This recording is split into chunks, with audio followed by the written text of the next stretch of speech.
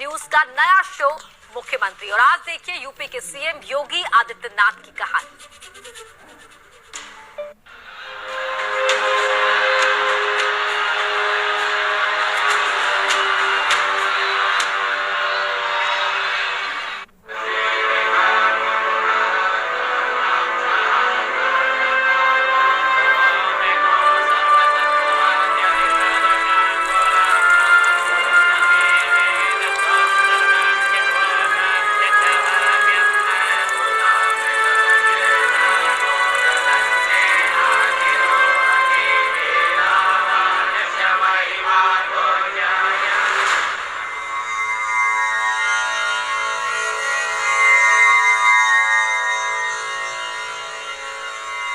बनोगे?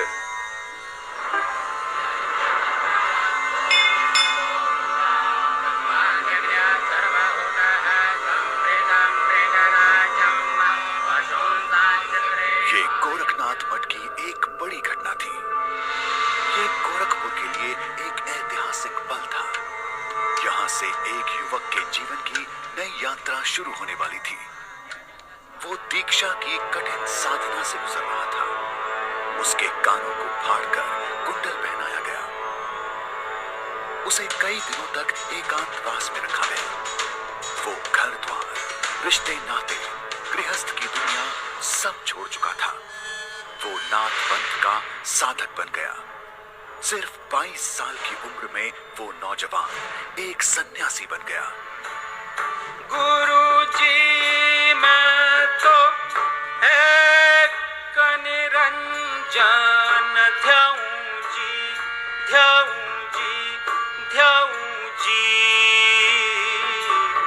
तुझे के संग नहीं जाऊं जी।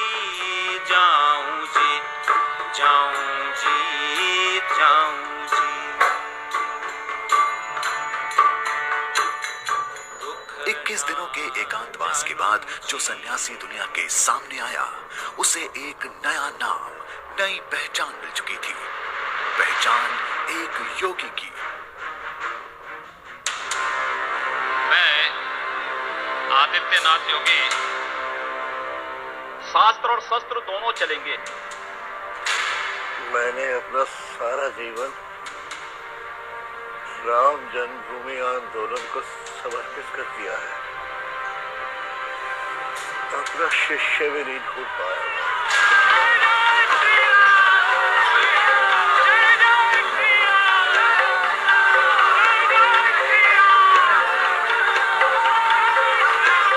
अगर अयोध्या में राम जन्मभूमि का फैसला हो गया तो खून की नदियां बहेंगी। अब मैं कहता था मच्छर भी नहीं बनेगा। क्यों फालतू बात कर रहे हैं? अगर वो व्यवधान डालेगा हम उसको गोली से समझाएंगे। व्यवधान डाल करके दंगा कराएगा तो गोली उसको समझा देगी। अगर दंगा करेंगे तो 7 पीढ़ियां भरपाई करते करते थक जाएंगी। लोगों की बंदूक की नोक पर विश्वास है, उन्हें बंदूक की भाषा में जवाब भी दिया जाना चाहिए। कि अगर वो एक हिंदू बालिका को ले जाएंगे तो कम से कम 100 मुस्लिम बालिकाओं को। मैं आदित्यनाथ योगी ईश्वर की शपथ लेता हूं कि मैं विधि द्वारा स्थापित भारत के संविधान के प्रति सच्ची श्रद्धा और निष्ठा रखूंगा।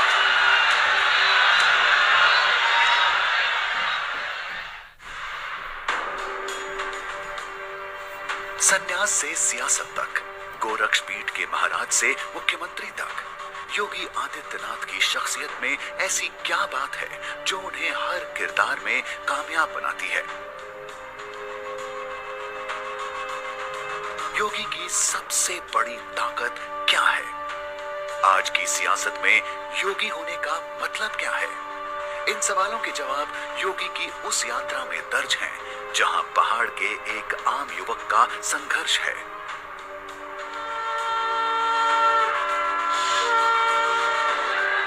नाथ पंथ का ज्ञान है, गोरक्षपीठ की परंपरा है और गोरखपुर से लखनऊ के वो सियासी दांवपेच भी हैं, जिसने एक सन्यासी को राजनीति का दिग्गज बना दिया।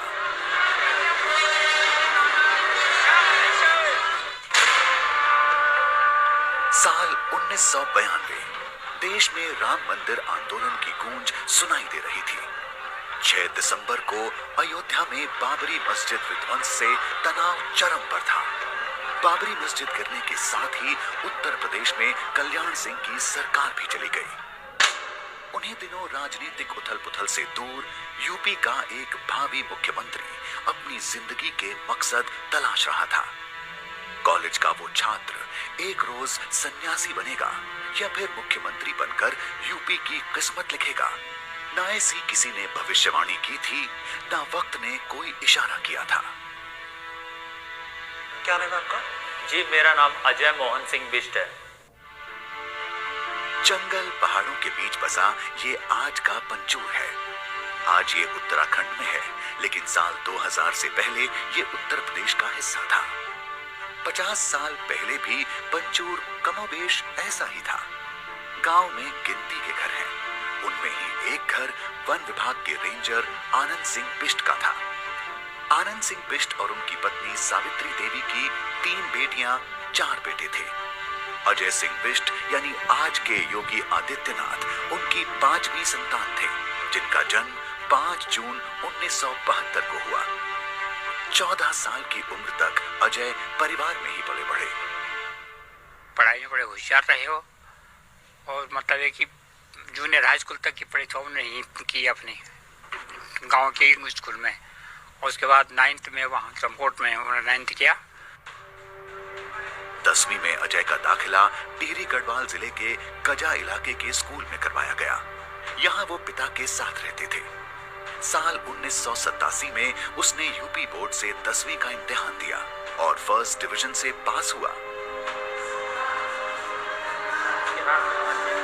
हम 9th में तो चमकोट में थे, उसके बाद सर वो 10th के लिए तो मैं तो खैर चमकोट में ही रहा, मेरी शिक्षा दीक्षा चमकोट में ही हुई, और उनका जो है 10th के लिए वो गजा चले गए।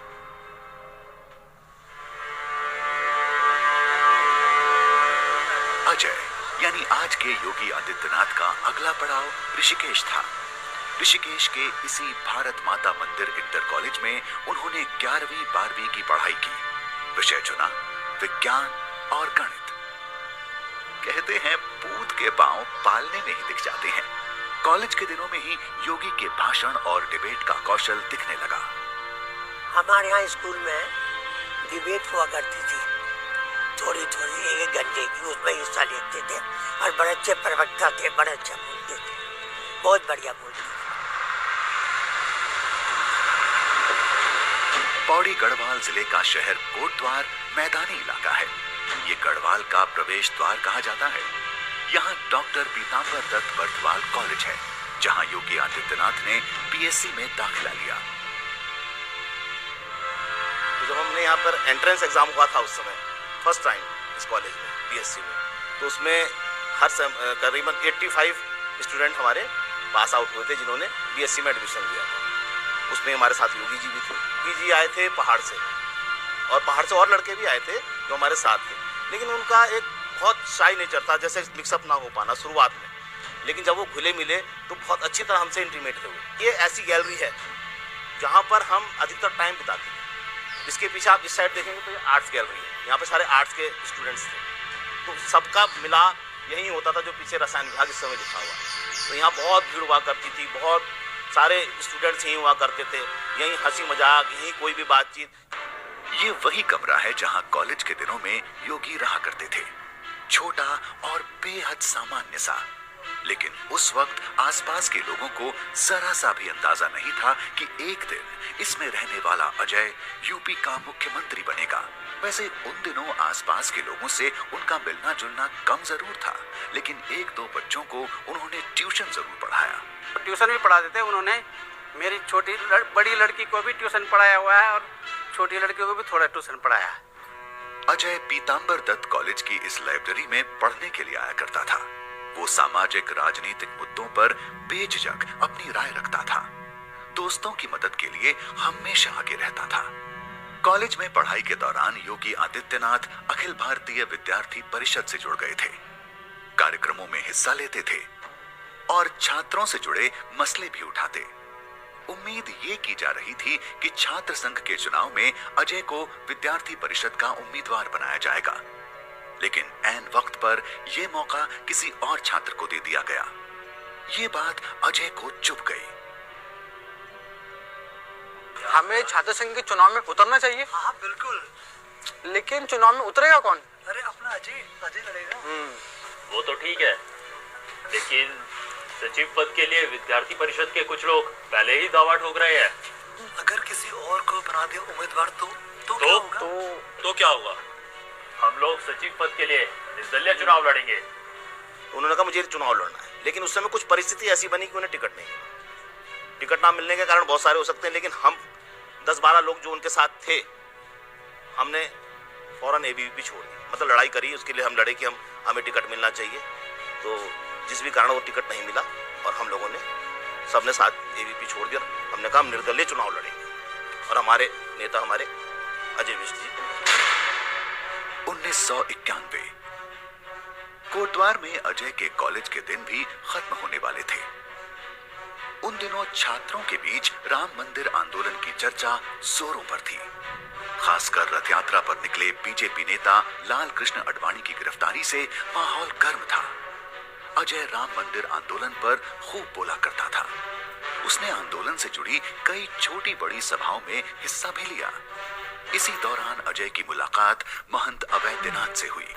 उस वक्त राम जन्मभूमि मुक्ति यज्ञ समिति के अध्यक्ष महंत अवैधनाथ ही थे। अवैधनाथ गोरक्षपीठ के प्रमुख और गोरखपुर के सांसद भी थे। और खास बात यह कि महंत अवैधनाथ भी उत्तराखंड से थे। तुम कहाँ के रहने वाले हो? मेरे कार्यक्रमों में अक्सर दिखते हो। जी मैं पौड़ी गांव जिले के पंचूर गांव का हूँ। काड़ी गांव का नाम सुना है? हमारे पंचूर के पास ही है, मैं वहां का रहने वाला हूँ। जी सुना है। तुम आगे की पढ़ाई गोरखपुर विश्वविद्यालय से क्यों नहीं करते?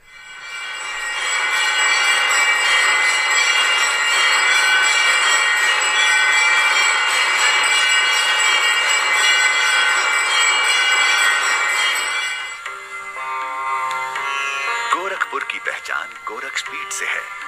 गोरक्षपीठ की स्थापना गुरु गोरखनाथ ने की थी। गुरु गोरखनाथ 11वीं शताब्दी के एक संत थे, जिन्होंने नाथ पंथ की परंपरा और शिक्षा के जरिए मानव कल्याण का रास्ता दिखाया। नाथ पंथ की आध्यात्मिक धारा गुरु मत्स्येंद्र नाथ से शुरू होती है। गोरखनाथ के बारे में ये कहा जाता है कि वो मत्स्येंद्र नाथ के शिष्य थे, और वो मत्स्येंद्र नाथ जिन्होंने भगवान शिव से इसके बारे में शिक्षा दीक्षा ली थी और एक नए प्रकार का पंथ शुरू किया था। तो ये कहा जाता है कि गोरखनाथ आए और इसी शहर के एक मानसरोवर पोखरे के पास उन्होंने साधना की। नाथ पंथ के मठों का विस्तार देश विदेश में है, लेकिन इसका केंद्र गोरखपुर है। इसकी कहानी गुरु गोरखनाथ से जुड़ी है। गोरक्षपीठ की स्थापना का एक कहानी हमारे नाथ संप्रदाय में है कि ज्वाला जी, जो कि हिमाचल प्रदेश में है, वहाँ पर महायोगी गुरु गोरक्षनाथ जी गए और ज्वाला माता से भिक्षा मांगी। तो ज्वाला माता ने कहा कि मैं अभी मेरे पास में दाल और चावल और खिचड़ी नहीं है। उन्होंने खिचड़ी और चावल की भिक्षा मांगी थी, दाल चावल की। तो उन्होंने कहा कि ठीक है, मैं गोरक्षनाथ जी ने कहा कि मैं भिक्षा लेकर आता हूँ, आप इतने में पानी गर्म कीजिएगा।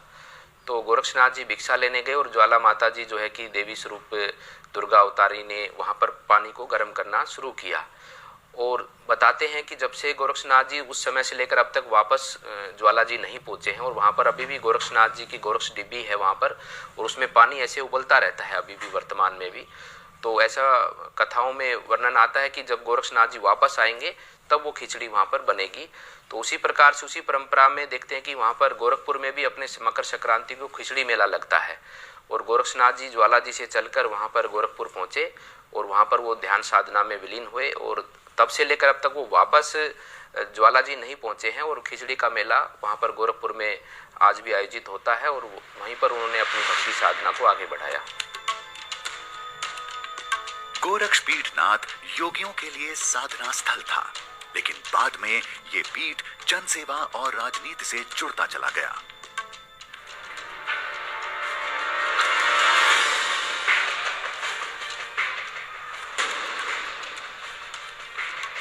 महंत दिग्विजयनाथ के बाद महंत अवैधनाथ गोरक्षपीठ के उत्तराधिकारी बने।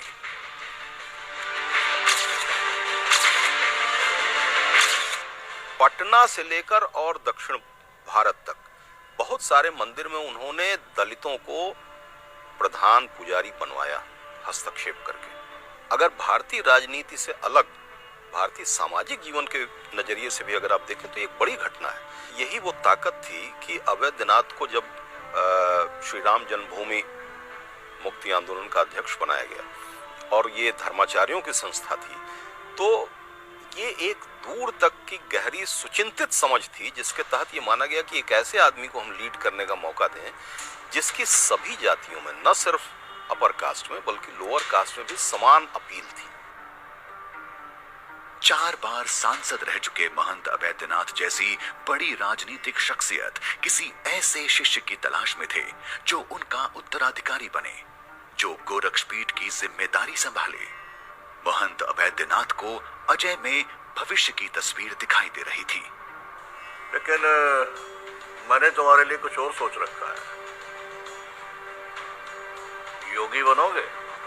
महंत अवैधनाथ का प्रस्ताव सुनकर अजय हैरान था। उसने कभी सन्यासी बनने की कल्पना भी नहीं की थी। अवैधनाथ के प्रस्ताव को ठुकराकर अजय ऋषिकेश लौट आया और पंडित ललित मोहन शर्मा कॉलेज में एमएससी के लिए दाखिला ले लिया।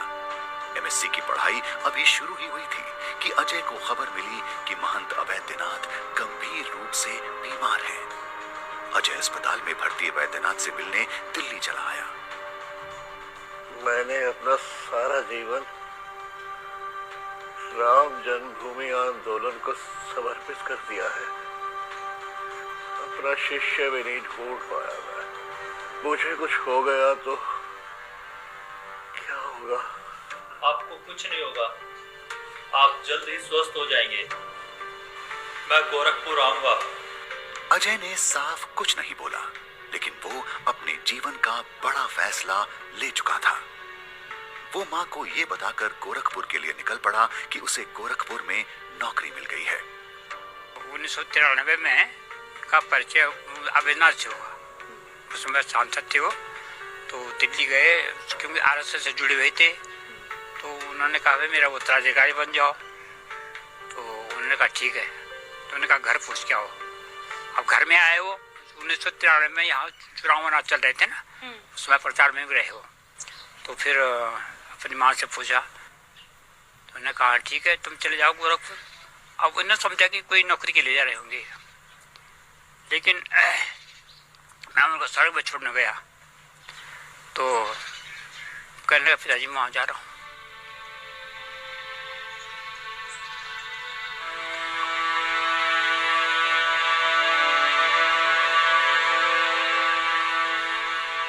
गोरखपुर, इस शहर में अजय बिल्कुल अनजान था, लेकिन गोरखपुर शायद अजय के ही इंतजार में था। पहाड़ों से आया अजय पूर्वांचल के इस शहर में सिर्फ गोरक्षपीठ के महंत अवैधनाथ को ही जानता था। अवैधनाथ अजय के दीक्षा की तैयारी कर चुके थे। नाथ पंथ में दीक्षा से पहले भी शिष्य को एक कठिन परीक्षा से गुजरना पड़ता है।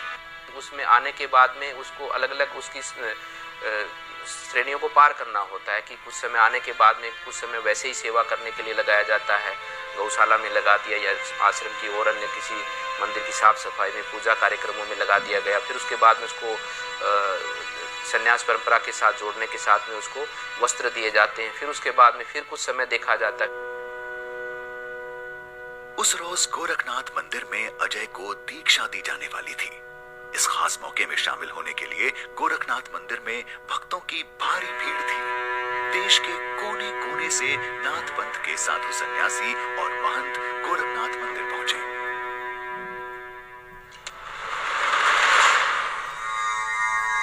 नाथ पंथ में दीक्षा समारोह कई चरणों में होने वाली कठिन और लंबी प्रक्रिया है। अजय अपने गुरु की देखरेख में दीक्षा की उस जटिल प्रक्रिया से गुजर रहा था। जो कुछ हो रहा था उससे कहीं ज्यादा मुश्किल आनी अभी बाकी थी। पल पल परीक्षा होनी बाकी थी। नाथ संप्रदाय में जब एक सन्यासी के कान फाड़े जाते हैं का नरछेदन किया जाता है तो उसके अंदर उसकी पूरी भावना जुड़ी होती है, उसका समर्पित भाव जुड़ा होता है, तो उसको तनिक भर भी उससे दर्द महसूस नहीं होती, उससे पीड़ा महसूस नहीं होती। 21 दिन तक तो सोना ही सोना है, लेकिन आने वाले जीवन में भी हमें सीधा ही सोना होता है। लगभग 4-5 साल बाद जाकर हम थोड़ा सा करवट ले सकते हैं, नहीं तो अन्यथा हम करवट भी नहीं लेकर सो सकते, और पूरा सीधा सोना होता है, सीधा रहना होता है। हमारी जो गर्दन है उसको भी हम ज़्यादा नहीं हिला सकते। पुलिस ने योगी को गिरफ्तार कर लिया। योगी 11 दिन तक जेल में रहे। रिहाई के बाद जब वो दिल्ली आए तो संसद में घटना का जिक्र करते हुए रो पड़े। उस समय से महोदय राजनीतिक विद्वेष के बाद मुझे जिस प्रकार से राजनीतिक पूर्वाग्रह का शिकार बनाया जा रहा है, मैं केवल आपसे अनुरोध करने के लिए आया हूं, क्या मैं इस सदन का सदस्य हूं या नहीं हूं, और क्या सदन मुझे संरक्षण दे पाएगा।